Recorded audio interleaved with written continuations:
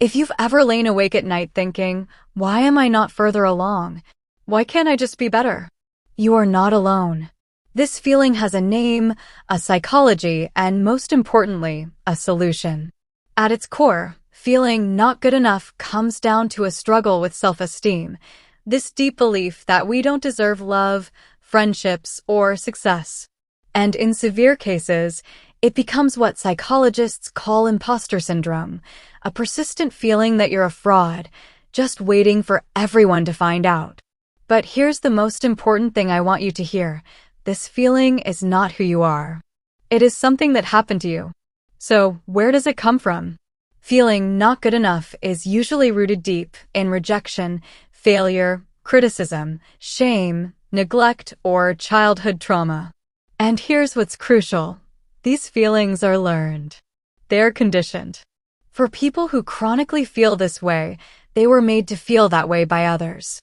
Research shows that our sense of self-worth is shaped heavily by early experiences, caregivers, peers, the messages we received about ourselves growing up. Those experiences literally create neural pathways that follow us into adulthood, quietly influencing how we see ourselves every single day. Constant criticism, exaggerated praise, being compared to siblings, being pressured to perform, all of it plants the seed. You are not enough. And then the world makes it worse.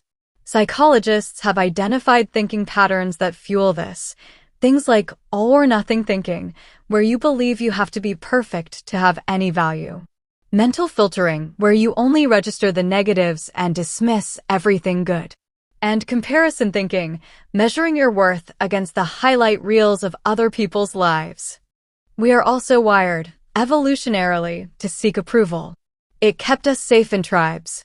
But when that drive becomes excessive, your entire self-worth becomes dependent on what other people think of you. And research confirms, people with high approval-seeking tendencies are far more likely to experience anxiety, depression, and chronic feelings of inadequacy. Here's something most people don't know though. These feelings tend to stick because they serve a psychological function. They feel familiar. Even safe in a painful kind of way. A lot of us unconsciously believe that feeling not good enough somehow protects us. Like, if I keep my expectations of myself low enough, I won't be devastated when things fall apart. It's a defense mechanism. And it might offer short-term relief, but it costs you your growth and your life. You are not weak for feeling this. You are protecting yourself, just in a way that no longer serves you. Your brain actually processes self-worth through two different pathways. One lights up when you achieve something, like a sugar rush. But there's a deeper pathway, a more powerful one, activated by self-acceptance and recognizing your inherent value. That one builds something lasting. The feeling that you're never enough, no matter how much you do, that's not a motivation problem. It is a trauma response, rooted in early conditional love. And the most competent people are often the least able to see it in themselves. So, what do you actually do about it? First, recognize the thought. Don't become it. Instead of fighting self-doubt, just notice it. I feel like I'm not good enough, but that doesn't mean it's true. Your emotions are valid. They're just not facts. Second, practice self-compassion over self-criticism. Criticism does not build self-worth. It chips away at it. Start treating yourself the way you'd treat someone you actually love during a hard moment. That's where the safety begins. Third, challenge the distortions. Psychologist Carol Dweck's research shows that shifting to a growth mindset, believing your abilities can develop through effort, leads to real resilience and real confidence. Fourth, rebuild your relationships. Your sense of self is not formed in isolation.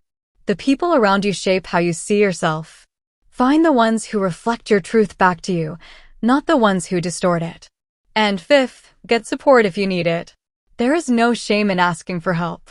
Honestly, it might be the bravest thing you ever do. You did not arrive in this world feeling inadequate. You were taught to feel that way. The question was never, am I good enough? The real question is, who taught me I wasn't?